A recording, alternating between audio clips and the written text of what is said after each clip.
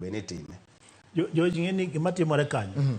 Seche migole cha to japiny ok dwar mondo timango mondo kaw pache. Mondo okaw pache. Seche midwoke piny bende ok odwar ni mondo timango okaw pache. Seche ma koro ng'ama nowacho ni oonge no koro wacho ni koro entiere. Kaw pach japiny to en gima muhimu.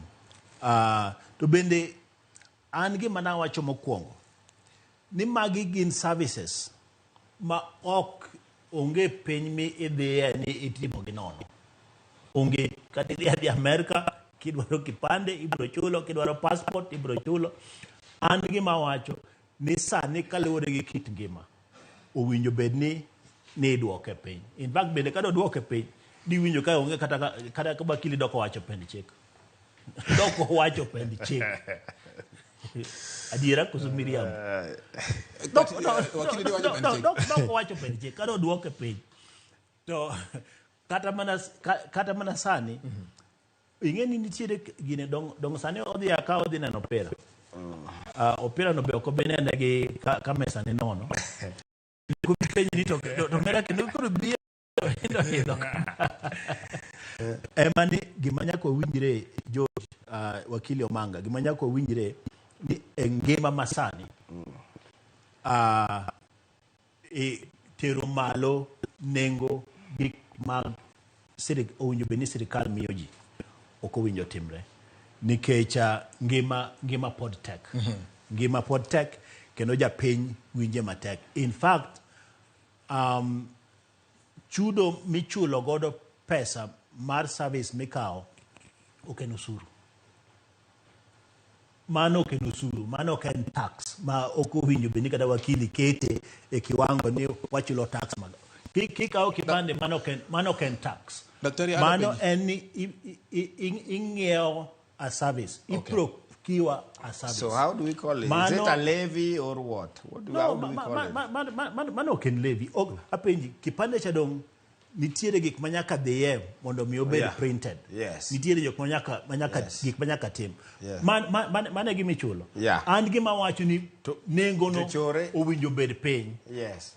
Chore malo kanyo te ma ok ayie. An gi penjo moro daktari gi okil.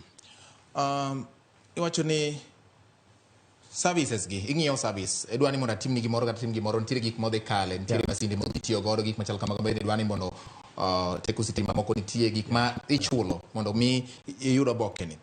Iparo ni komed chudo mare kata komed omenda mikawe godo no donge sirkal dhi medo omenda moyudo kaka osuru e gine nikech kane chule siling 200 kuom ranyisi to tere nyaka 1,000 nyiso ni pesa ni kod dhi ng'eni osuru instead of osuru mar 200 kore osuru mar 1,000 ok timre ga kamano. Bende nyaka ung'e ni economy ma Kenya ok en an independent economy. Economy ma Kenya otudore gi pinje moko te. Ok en gima opogore ni manie maro ma Kenya en ma nengo ne gino oluwo gik mathoth mondo mi ochopi. Chimineno kata ka bech mogo dhi malo. Bech mogo dhi malo nikech kaka ni ilose cha bende osedhi malo. Teko stima mani ilose godo cha bende osedhi malo. Teko mafuta mani ilose godo cha bende osedhi malo. Kenya okwa gol mafuta. Mano ok en gima control ka. Mamago gin gik manyaka owinjo bed ni watimango. Wang'eyo mana kaka iwinjo wan bende waywak ni ochumi rach kodwa ni to bende kaka sirkal bende ywak gimoro nadwa correct ka bende na winjo ka jotelo moko e siasa wache kawuono ni piny ok ger go osuru. Piny igero gang'o? Ka piny ok ger go osuru igero gang'o? Kidhi e Scandinavian countries mano kawacho ni mondo osuru omedi, sirkal golo kanye pesa mo ogero godo piny nikech sani dwaro dong sani el nini nitiere ndeche ng'adore idwaro mondo pesa obi kanyo mondo mi otimang'. Pesa ma sirkal chokono emigero godo piny. To bende mineno ka jo siasa laro kombe mondo mi gibedie kamoro ma ginyalo wacho ni ma emowinjo dhi ka ma emowinjo dhi ka. Piny igero gi pesa ma sirkal ochoko e osuru. Piny igero go osuru. Ok ger go fuko mar ng'ato. Ka nitiere line moro nikech kidhi e Scandinavian countries point mana dwa wacho kanyo.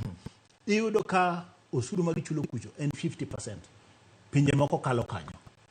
Gima chandowa ei Kenya ka, mowinjo beni wachako wang'iyo malong'o, en kuo. Kuo mar pesawa. Nikech pinje mineno ma osuru gi ni malo go. Sikul ok ichul school fees. Hospital ok ichul. Gik mamoko mathoth go iyudo nono. Nikech osuru ni cha.